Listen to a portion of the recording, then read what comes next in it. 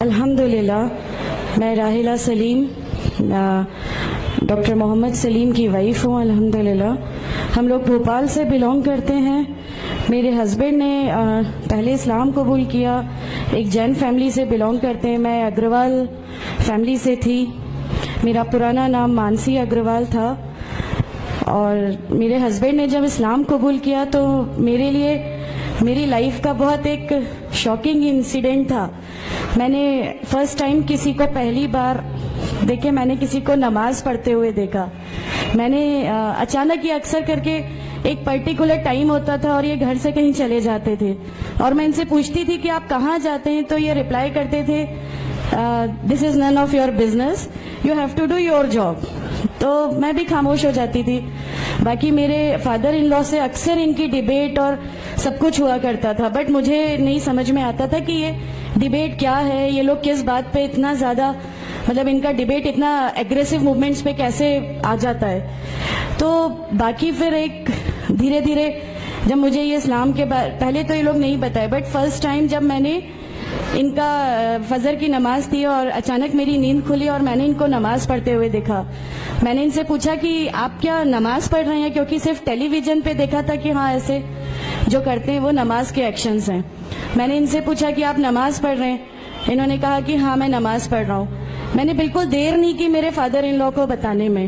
میں روم سے باہر نکل کے اور میں نے سب سے پہلے ان کو بتایا کہ پاپا جی آج ان کو میں نے نماز پڑھتے ہوئے دیکھا. تو انہوں نے مجھ سے کہا کہ ٹھیک ہے خاموش رہو, ابھی کسی سے کہنا نہیں, ہم دیکھیں گے کیا کر سکتے ہیں. اب وہ جو میری لائف کا مومنٹ تھا, وہاں سے میرے کو ایسا لگا کہ یہ کیا ہوا, مطلب یہ کیا کر رہے ہیں, ایسا کیوں کر رہے ہیں, یہ کہیں یہ کسی ایسے ویکتی سے تو نہیں مل گئے جو ان کو ٹیررزم کی طرف لے جا رہا ہے, اور یہ ایسی چیزوں میں تو نہیں انوالو ہو جائیں گے. ایک بہت بڑا ڈر جو میرے اندر تھا وہ, اور on that time I was pregnant, تو میرے کو ایک بہت کھلبلی سی لگی رہتی تھی کہ یہ کیا چل رہا ہے, یہ کیا چل رہا ہے. پھر دھیرے دھیرے کر کے جب میں ان کی بکس وغیرہ جو المیرا میں رکھی رہتی تھیں وہ میں پڑھنے لگی اور ڈھونڈنے لگی. یہ چھپا کے رکھا کرتے تھے, اور مجھے جب بھی کوئی بک ملتی تھی تو پھر میں اس کو پڑھنے لگی. تو مجھے اس میں ایسا کچھ لگتا ضرور تھا کہ پتہ نہیں کچھ ہے, کوئی ڈفرینٹ چیز ہے, کیونکہ میں نے دیکھا کہ ان کے اخلاق, ان کی سب چیزیں بالکل چینج ہو گئی. جو یہ پہلے تھے اس سے یہ بالکل الگ ہو گئے. تو مجھے ایسا پرسنلی لگتا تھا کہ اس پلیٹ فارم نے ان کو ایسا کیا دیا جو میرے ہسبینڈ کو بالکل چینج کر کے رکھ دیا. مطلب الحمدللہ یہ اس سمے کوشش کرتے تھے کہ جو نبی کی سنتیں ہیں, جو ہمارے نبی صلی اللہ علیہ وسلم نے کیا, اپنی وائف کی مدد کرنا, اپنی وائف کے ساتھ کس طرح اس کے حقوق کی ادائیگی کرنا, یہ سب کچھ وہاں الحمدللہ کرنے لگے. اور مجھے جو ان کا یہ ڈراسٹیکل چینج تھا, جو ان کو اس پلیٹ فارم پہ آئے ہوئے 6 months یا 1 year ہوا ہوگا, وہ دیکھ کے میرے لیے ایک بہت بڑا ایک سرپرائز تھا کہ یہ کیا ہوا. پھر اس کے بعد مجھے لگا کہ نہیں, میں بھی اب اس کو جانتی ہوں, میں بھی اب پڑھوں گی. اور پھر میں اپنے فادر ان لا اور ان کی ڈیبیٹ سننے لگی. تو جینزم میں گاڈ کانسیپٹ ہے ہی نہیں. ہر وہ ویکتی جو بہت زیادہ علم حاصل کر لیتا ہے, بہت زیادہ نالج حاصل کر لیتا ہے, تو وہ ایک لمٹ پر آ کر نعوذ باللہ گاڈ کا وہ مقام حاصل کر لیتا ہے, اور لوگ اسی کی پھر پوجا کرنے لگتے ہیں, اسی کی ورشپ کرنے لگتے ہیں.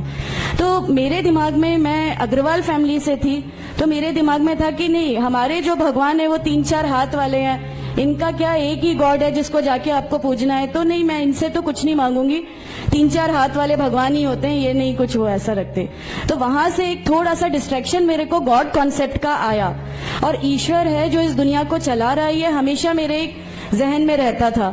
تو مجھے میرے فادر ان لا کہیں نہ کہیں اس پلیٹ فارم پہ آ کے غلط لگنے لگے کہ نہیں, یہ جو کہہ رہے ہیں وہ صحیح ہے, اور ان کی جو ڈیبیٹ ہے اس کا اینڈ جو ہے وہ یہ صحیح ہے. پھر دھیرے دھیرے کر کے مجھے ان کی چیزوں پہ یقین آنے لگا الحمدللہ. پھر ہمارے ایک فیملی فرینڈ ہیں, ان کے یہاں یہ مجھے لے گئے. وہاں پر کسی نے مجھ سے کہا کہ میں بہت بزرگ ہو چکا ہوں, کلیم صدیقی شاید ہیں, کلیم صدیقی صاحب ہیں, مجھے ان کا نام دھیان نہیں ہے اچھے سے, بٹ انہوں نے مجھ سے کہا بیٹا میں بہت بزرگ ہو چکا ہوں, میں چاہتا ہوں تم کلمہ پڑھ لو, میری زندگی رہے نہ رہے, میں آپ سے ملوں نہ ملوں, تو آپ کلمہ پڑھ لو. تو الحمدللہ میں نے کلمہ پڑھ لیا. کلمہ پڑھنے کے بعد بھی جب ہم گھر لوٹ رہے تھے تو میں نے ان سے کہا کہ میں نے صرف ابھی کلمہ پڑھا, ابھی آپ یہ مت سمجھیے گا کہ میرے کو سب سمجھ میں آ گیا اور میں اس چیز کو مان لوں گی. انہوں نے کہا نہیں, تمہاری مرضی, کسی میں کوئی فورس نہیں ہے. تو الحمدللہ اللہ تعالیٰ کا احسان ہے, اس کلمے کی طاقت تھی. اور یہ ہمیشہ کہتے تھے تمہیں کوئی دعا مانگنی ہے تو تہجد میں مانگا کرو, تہجد کا جو ٹائم ہوتا ہے وہ بہت قیمتی ہوتا ہے اور اس میں اللہ تعالیٰ سب کی دعائیں قبول کرتا ہے. انہوں نے مجھے ایک دعا سکھائی تھی کہ تم ایک دعا مانگو کہ یا میرے رب اگر میرا ہسبینڈ غلط راستے پر ہے تو اس کو صحیح راستے پہ لے آ، اور اگر میں غلط راستے پہ ہوں تو مجھے صحیح راستہ دکھا دے. الحمدللہ میں یہ دعا کنٹینیو مانگتی تھی. ایک بار میری نیند الحمدللہ تہجد میں کھلی اور بس میں نارمل جیسے ایک دھیان کرتے ہیں ویسا میں بیٹھ گئی اور اپنے آپ اچانک دل چاہا کہ بس سجدہ کروں. میری زندگی کا وہ پہلا سجدہ تھا اور اس بہت لمبا سجدہ تھا اور اس سجدے میں نے میرے رب سے کیا کیا مانگ لیا مجھے بھی نہیں یاد ہے. اور اس سمے مجھے ایسا فیل ہو رہا تھا جیسے اللہ تعالیٰ خود مجھ سے بات کر رہا ہے، اللہ میرے سوالوں کا جواب خود دے رہا ہے. الحمدللہ بس اس کے بعد تو ایسا لگا کہ نہیں، اسلام حق ہے اور اسلام پہ ہی چلنا ہے. اس کے بعد پھر بہت ساری پریشانیاں لائف میں آئیں، سب کچھ آیا، بٹ الحمدللہ اللہ کا احسان ہے کہ اللہ تعالیٰ نے ہر پریشانی، ہر چیز کو ایسے لے لیا کہ ہم لوگوں کو کبھی احساس ہی نہیں ہونے دیا کہ یہ کوئی پریشانی تھی. ایسا لگا کہ اللہ کی پوری راہ میں ہم لوگوں کو ریوارڈ ہی ملنا ہے اس چیز کا، اور اللہ ہمیں اس کا ریوارڈ ہی دیتا چلا جائے گا. الحمدللہ بس اس سمے سے شروعات ہوئی تھی دین اسلام کی. الحمدللہ آگے چل کے پریشانیاں، تکلیفیں ہر ریورٹ کی زندگی میں آتی ہیں، لیکن میں ہر ریورٹ بہن سے یہ کہنا چاہتی ہوں کہ اللہ کی خاطر آپ لوگ اس دین میں آئے ہیں، کسی اور چیز کے لیے نہیں آئے. تو اللہ ہی کی خاطر ان پریشانیوں کو بھی جھیلیے، اللہ ہی کی خاطر جھیلیے. اللہ تعالیٰ اگر آپ لوگوں سے ماشاءاللہ، میں جب گھر سے نکلی، جب ہمارے فادر ان لا نے ہمیں گھر سے نکالا، میرے بچے کی، چھوٹا بچہ تھا، چھوٹے والے کی صرف ایک دودھ کی بوتل تھی، اس کے علاوہ کچھ بھی نہیں تھا. میں جاب کرتی تھی، میں نے اپنے چھوٹے بیٹے کو ماں کے یہاں چھوڑ کے جایا کرتی تھی. میرے ممی پاپا بہت زیادہ ہم لوگوں سے ڈیٹیچ نہیں ہوئے تھے، ایک محبت تھی ان کو ہم سے.